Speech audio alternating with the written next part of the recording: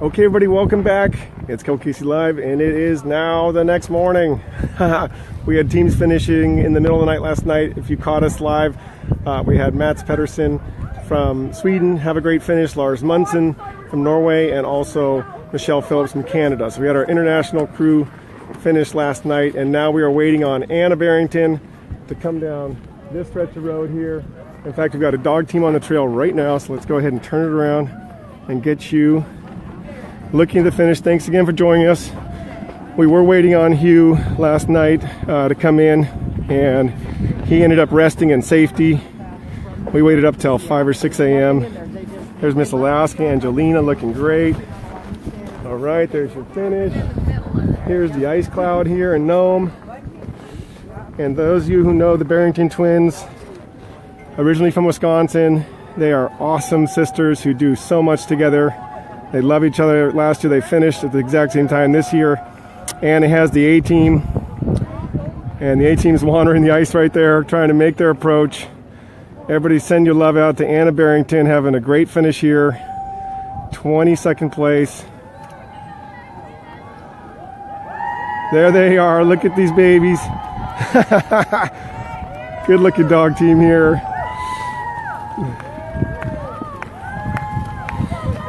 Anna! Right on. Hey, look at the crowd here for Anna Barrington. Knik, Alaska, originally from Wisconsin. There she is getting her hugs. There she is. Let's go look at the babies. Oh gosh, you guys, how was it? How was it? It's a bit of an ice cloud out there, so you can see. Hi, babies. How was it? How was it? That's a good-looking dog team there. There's Dr. Stu, the lead vet, checking him out. We always visit with Dr. Stu. He's making sure all the dogs. Look at these guys. Hi. How was it? They're looking back. Yeah. There's Anna. Hey, Beaker. Hi, buddy.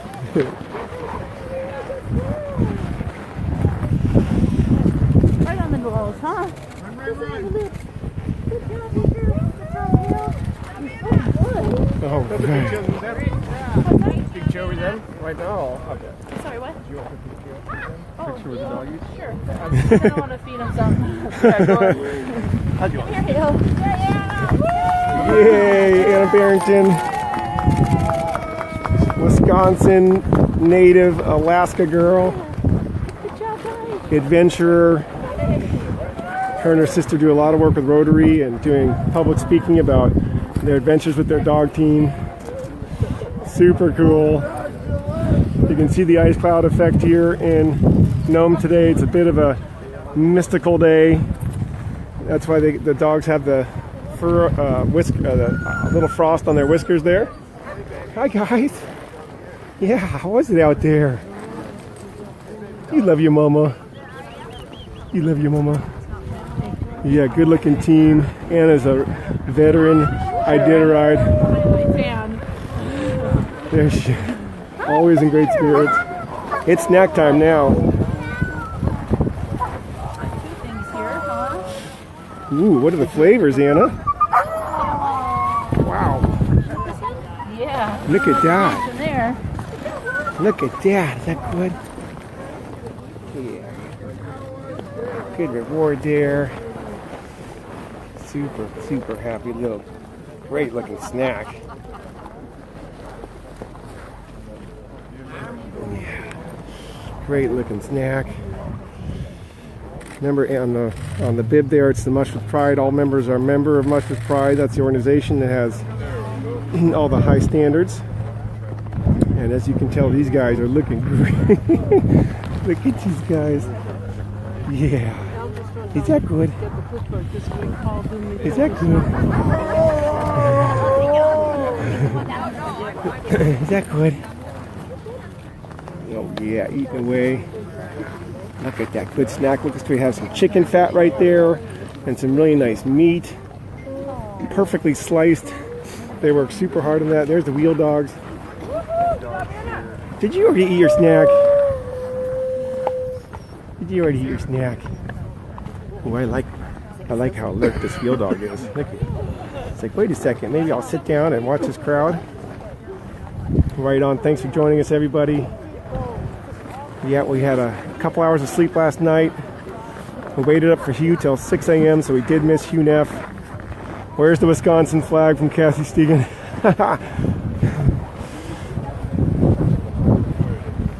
They're gonna do their check-in. All right, Miss Hanson's here. How are you? I do good. Congratulations.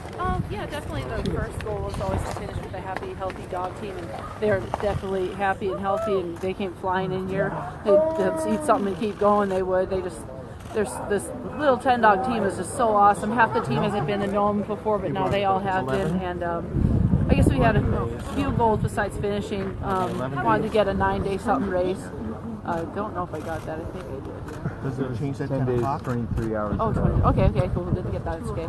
And then wanted to get in the top 20, but just missed that one too. But we're so happy to be here. It's my best finish, and the dogs are beautiful. I don't have the. Yeah, congratulations. So you said that trying different things is kind of a good way to do better. That's kind of one of your strategies. Did you try anything different this year that you thought worked out? Yeah, just kind of approach the whole training thing differently. Usually just kind of go month to month, week to week, kind of, how are they looking, what's the weather doing, and stuff like that. This year we had it kind of all planned out right up to Iditarod, so that was different, and a lot of different kind of series and camp outs and things like that we normally didn't do, and I think it paid off. Good, and you said, you always kind of get bummed when you have to drop dogs. You're down to 10 dogs now at the finish. Can you tell us about who you finished with and what that strategy was like? As far as strategy to finish with dogs, you do it's just the only disappointing is you do everything you can to take the best care of them, everything you can, and then they take one little step funny and then they get a little sore, they get a little sick, little bug or something. So that's what bums you out. But if you keep doing your routine and you keep practicing everything and listen to the vets and work with them and stuff, you'll get by with healthy dogs, and then they're happy. And I know you like to run with your sister Christy, but of course she's running with her husband Andy Cole this year. In the end, how do you feel like running kind of solo affected you this year? I don't know. I would still look for Christy, I guess, and I left her little notes at the checkpoints and stuff. I was thinking about her and everything. And this is her dog team, too. This isn't just my team. I mean, we have a little kennel, and to put 3 teams through it, we had a lot of help from a lot of people, so I'm very grateful for that. Of course, congratulations, Anna. Thank you. All right. Anna Barrington getting checked in. That's a little interview. Yeah, let's go look at the babies, huh? They're lined out and ready to go. Look at that. Are you guys lined out and ready to go or what? I like your nose. Hi. Look at that. Good looking dog team. Those leaders are looking beautiful. Take note of that, folks. When you have 2 lead dogs that just stay good and tight lines right there, I mean, that's like as proud of a dog owner as you can be to see that. Hi, guys. Hi, you getting fired up? Are you getting fired up? Yeah, and I love this wheel dog here. This guy's my favorite. What's your name? Hi. You're so alert. You're taking it all in, aren't you? Yeah. You know exactly what's coming next. Go down to the dog lot, get some straw.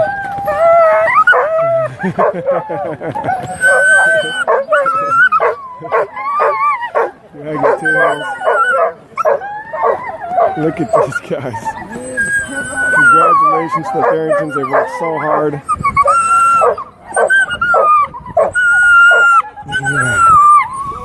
Good babies.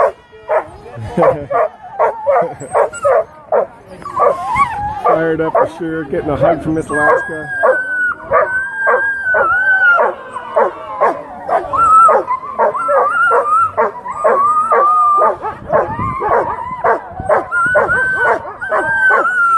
There she is, gonna pull a stake. This dog team needs no help. Look at that. No assistance needed. Nice job, Anna. Wow, she's gotta be proud of that. She has got to be proud of that. She needed no assistance there. Wow, I am so impressed. Good friend of mine, neighbor, hardworking lady and just super dedicated. You could hear her talk about how it just everything means the world to her to have a good-looking dog team at the finish, and she certainly does right now. Those leaders just know exactly where they're going, heading the dog lot. Yeah, that was so good. Deborah Starbird, come on, Mama, let's move. That's what I was seeing too. Super fun. Letitia, Sweet Little Pumpkins, right on. Carly from, where are you from, Carly? Way to go, Anna. Do you guys, anybody have met these twins? Because they do some public speaking. They do get around and serve their community out there. Let's go ahead and turn it around. Hey, look who I found. You've been working your butt off, haven't you? All the time. You are too, man. You're filming. You got great cell coverage. How is that I possible? can't get anything. Really? No, This is my it's not even a text. Oh, really? But you've been part of the whole, I mean, you've been working your butt off, right? Yeah. Checkpoint to checkpoint. Checkpoint to checkpoint. This is one of the cameramen you see. Check out the insiders. Yep, for sure. Iditarod.com. That link I have on the post today, Yeah, so I put it in there for you guys. That's where you're following. That's why you need to be on the tracker and with the insiders, because you can see the interviews at every checkpoint. This man hasn't slept in about 10 days. Off and on. We get what we can. But you've been doing a great job. Yeah, Thank you. good job. Right on. Yeah, see ya. And for those of you who, again, I'll just reiterate that Ann and Christy Barrington are exemplary ladies in this sport, just like Ali Zirkle, Michelle Phillips, Jessie Ware. They care so much for those dogs. The dogs look great. The lead dogs, you see that just lined out there. Didn't need anybody helping them. You've seen some dog teams in here the last couple days where they're just wandering all around the finish line here. Those two leaders pointed straight ahead. She's going to be really proud to look at that footage later. And again, the Barrington twins from Wisconsin. So if you're a cheesehead, let us know out there. If you're from the Midwest. All right, Victoria Coyne's joining us from Maine. Super cool. Who else is from the Midwest? I grew up in Chicago, believe it or not, Evanston. Okay, Michelle Hoffman said, I thought the show was over last night. Why are you still broadcasting again? Thought of more info about. Okay, so let's just reiterate. The Iditarod finishes when the Red Lantern team gets to Nome. Okay, I won't be here for that. I have a job to do back in Willow, Alaska, where all these mushers are from. But what we got through yesterday was the top 20 teams. So we successfully filmed, you and I, and all of our group here together. We went through and we filmed 20 teams. We missed 21 Hugh Neff because he took a nap in safety, and he didn't come in at the scheduled time of about 6 a.m. We waited up all night for him. He's a good friend of mine. He's out of the Midwest. We went to the same Boy Scout camp as kids. We didn't know each other back in the day, but we got a lot of similarities here. So I know Monica Neff is watching, and I got Hugh last year when he came in the middle of the night. But this year, I think that he took a little extra rest in safety just to make sure his team was fine. And he got in about 8:30 a.m. I slept my first 3 hours in a row in 3 or 4 days. And so I missed him. I woke up feeling, of course, bummed to miss Hugh because his team is always good looking, and he usually wears a silly Dr. Seuss hat or has some sort of, he's a very playful man. So we'll try to find some footage, but that's why you should follow the insider. When you're seeing these camera guys who I just talked with, they're the ones out there who are doing the day-to-day interviews. They have interviews of Hugh in there, so you can go in the archives, the insider. You can go down and see what they look like at checkpoints. And that's the value of Iditarod.com. I'm an insider subscriber myself. We do this podcast for you guys so you can see what the dogs look like, and you can see them. Now we have a new phenomenon going on. It's called Kill Casey Live. And so we have people, friends of mine, who then film me while I'm filming you guys. So it's become a real fun community here in Nome. Everybody's living in the ice cloud together. Hey, let's was that a good-looking dog team? Can I just freak out at that? Did we not have two leaders who just stood there the whole time with the need assistance and stayed lined out the whole way? Yeah, they were very professionally trained and so forward-oriented even now. It's like, was that only 1,000 miles? Like, can we go now? These dogs could look like they could go another 1,000. They looked phenomenal. Awesome. And I know that makes Anna very proud. Yeah. I mean, Anna's been talking about her dog care for years, and to see... Oh, I know. See that? Because she has the A-team, right? I know. She got the team that her and her sister's strategy was, let's get Anna the A-team this year. Andy and Christy would go with the B teams, travel together so Andy could get a good rookie run in. And 22nd place. I know. Not bad at all. On a tough year. And those are some happy dogs coming in. Oh, yeah. I think Some this is happy the only dogs. time they didn't finish together. Right. Last year was hand in hand. It was a good moment. But you know, she said in her interview up there, they've been working really, really hard. They've been doing extra training runs, going up to Cantwell, going up to the Alpine Lodge up there, putting in the extra days, the extra camping trips, and I think they really wanted to move up, and they did. Yeah, they did. Pretty cool. Yeah, I was really happy for Anna. Right on. Congrats. Okay, cool. Let's go over We to. have to ask them, send up a heart or a like or something if you guys would be interested in Cale Casey Live, which is his fan club posting footage and videos and pictures of him covering the race. Because for those of you who aren't here, I look pretty funny. I'm out here on the ice with my camera out on a gimbal talking to myself because I'm talking to you. But they all look at me like I'm talking to myself because they can't see all your comments and all your hearts and thumbs up and everything. So I get to be this like little monologue guy out here that was like, who is that guy talking to himself every single dog team? So thank you guys for all that. And Jen Seavey, let's talk about those dogs again because they came into the ice. It's a little, let's turn it around here so we can get Jen. She's one of my subject matter experts. Whoop, sorry. It's stuck on me, which we don't want that. There we go. Yeah, Wow. They looked incredible. I mean, they looked like you would expect a team to look in the first checkpoint. And so that's just beautiful management of a dog team.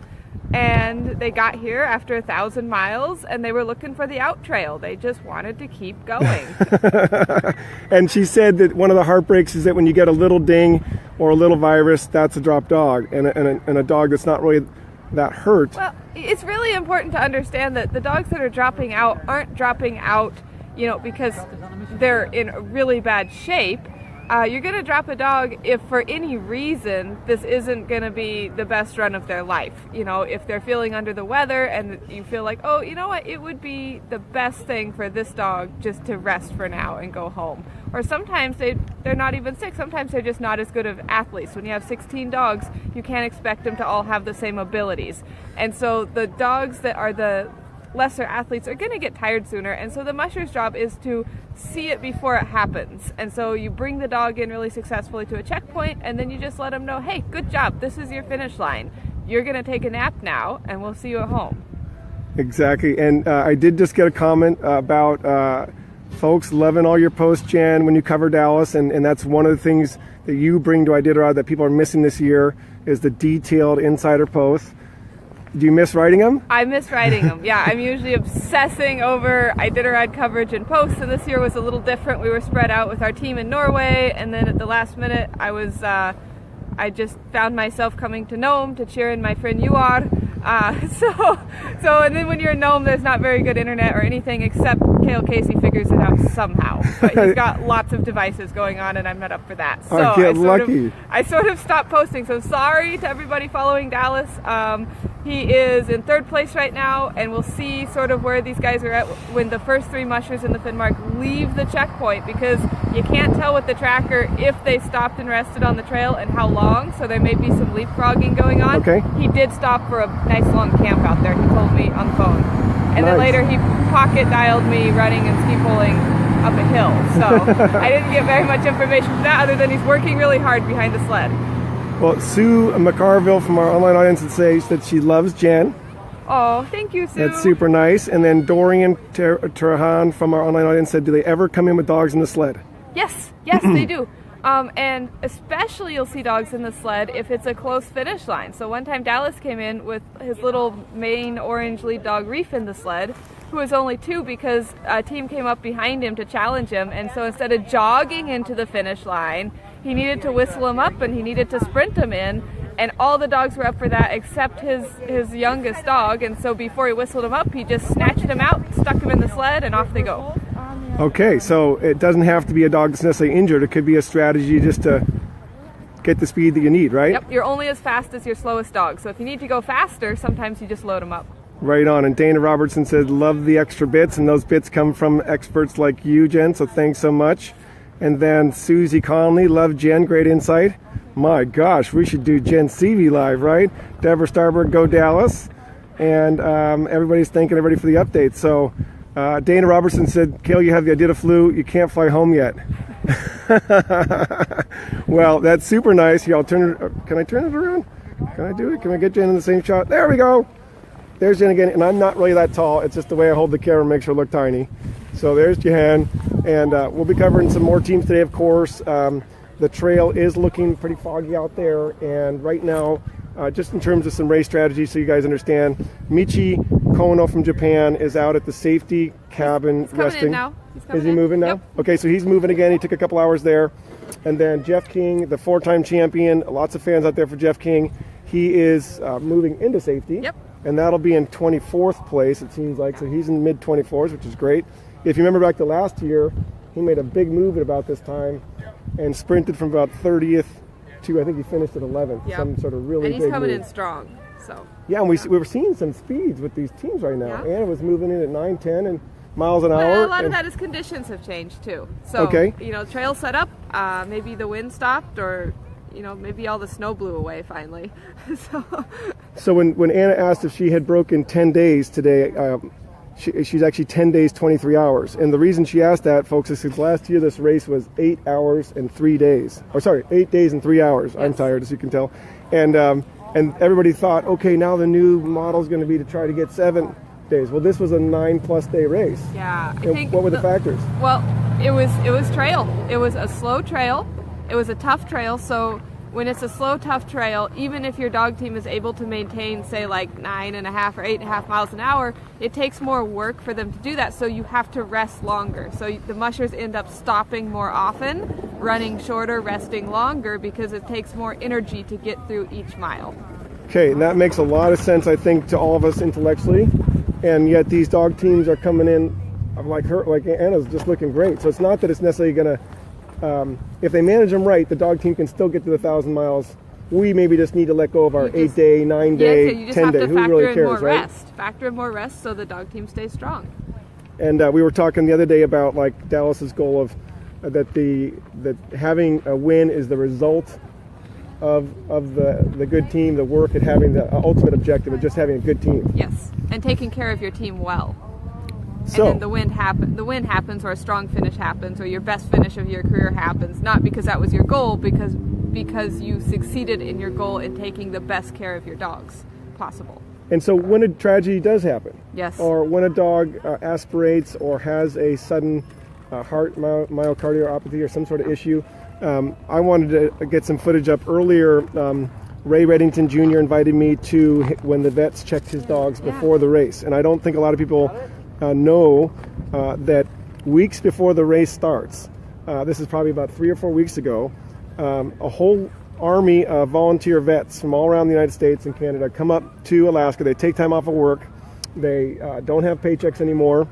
They volunteer their time. They fly into Anchorage, and they work tirelessly between Anchorage itself, Kinnick, where the headquarters is, up in Fairbanks, and it's required that every single musher bring in the 20 dogs that they might race with, and each one of those dogs gets a complete blood test. Blood test, ECG that is sent to a specialist in Seattle to look it over and make sure all the heart health and everything is ready to go for a world-class athlete. And any dog at that point, any dog that is not okayed by the head vet and all the experts looking at this, is not allowed to race. So they have to meet a certain standard of health. And it was fun being there because the vet teams get to see these amazing athletes, right? These incredibly strong dogs and beautiful dogs of all sizes, and yet they're so goofy. They're so easy to get along with that I have pictures of the vets just really loving on these huge, big old monsters that have like won many Iditarods in a row. You know, Ray's dog team is a really world-class team, and so they were just so touched by also being able to see the mushers themselves in their more normal daily life, not in their big parkas. This is, a month ago, you don't have your big parka on and your seal hat. You're cruising in your truck right up to the headquarters in Iditarod World in Wasilla, which is about 45 minutes from my house and about an hour and a half from Jen's. And they're just regular people who have dogs, and it breaks down some of those barriers for those vets. Yeah, they sort of get an inside look of the staging area for the teams that compete on the showcase of the Iditarod. Because the teams that compete, this is when the world is watching, but they go home and it's a day in, day out, every single day for generations of these dogs. Most of these mushers that have, like Ray, that have raised the dogs, he had the same close connection with these dogs' parents and their grandparents and their great-grandparents, and even further back than that, he most likely grew up with these dogs 5 generations, in the past. and then he was kids with their great grandparents, and now he's racing these dogs. And blazing fast too, Yes. because Ray Reddington had the best time in his career this year, 4th place. He's also racing with Paul Gephardt's dogs, and Paul, we send a big shout out to you. Fantastic musher who's working on his health in Seattle. We hope he gets better soon. We've got some folks letting us know some of the other mile markers out there. Tina Chase, thank you. Jen, thank you. Kill, you're so welcome. You guys can share this feed to get some of this insider stuff out there. Jan Gremble is giving us an update on Finnmark. That Brigitte Ness is preparing to leave the checkpoint while Dallas is still resting. And that's part of his strategy right now, right? Yeah, well, so he when he called the other day, he said, so I decided to give lots of extra rest to my dogs. They had a bit of a bug and they went off their food, and he didn't want them to get depleted. And so he shortened the runs, added more rest, and we talked about it, and I supported him 100%. I said, yeah, this isn't about racing for first. This is about driving your dog team well. You know, just encouraging him that, yes, that's exactly what you need to be thinking of. That is exactly the right priorities. And so he's doing everything he can to have the strongest, happiest dog team on the trail. And there's a chance he'll run down the guy, Petter and Bridget, in front of him. But if he doesn't, it's still a success. If you do right by your dogs, then that is the success for a musher and for the dogs. So that's top priority. Top priority, something for everybody to pass on, even if you're in a 1-dog sport or a 14-dog sport like this, or 16-dog sport, whether you're just going out for canicross or a bike ride. That philosophy stands true, and we're certainly sending Dallas the best, because, you know, over there he had to learn the trail, and the snow is completely different over in Norway, and that's just part of it. So we're going to go ahead and sign off here. Thanks, Jen, so much, and we're going to go ahead and get ready for the next mushers coming in. Thanks, everybody, for covering us. If you have any more questions, you can put them here, and when I do get a chance to have some time, I do try to go through and respond to some of the questions. Mandy Dickinson from Scotland, thanks for joining us here. Beth Piper, oh great. Well, we want to make sure you also know that to get those insider videos, you go online and you get a nice subscription and you take care of that, so you can keep up with the race. I'm going to be heading home tonight. I'm on the 8 o'clock flight to Anchorage, and then I got to drive to my office and get busy at the office tomorrow. So we'll film everybody we can today, and then I'll be, of course, heartbroken to miss a lot of my friends coming in, a lot of the rookies back there, and Anya Verdano and Bradley Farquhar and all those folks. Then my neighbors back there. So thanks so much. We'll talk soon, and good job to Anna Barrington. Fantastic. And we want to thank, for sure, Jen C., our special guest. Thank you.